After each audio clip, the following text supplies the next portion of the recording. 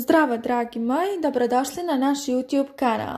Slijedi najava za seriju Preljupnik, 51. epizoda. Gdje je Ali? Nema ga, izašao je. Sa drugaricom Ipek. Gdje je otišao?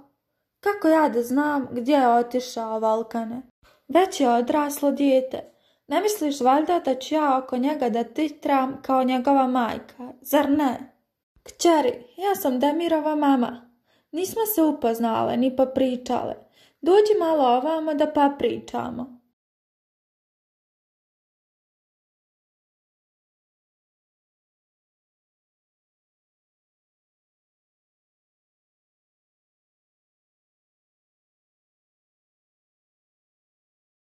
Asija, šta radiš ovdje? Šta je bilo, Volkane? Iznenađen si. Nazovimo to neuspjehom. Pozovi Alija, molim te. Nema Alija. Izašao je sa drugaricom. Gdje je otišao? Ne znam. Jesam li mu ja dadilja? Asja, nisam siguran, ali iza svih ovih muljaža bi mogla da bude gospođa Gonul. Budi pažljiva. Ukoliko vam se svidio ovaj video, lajkajte i pretplatite se. Hvala.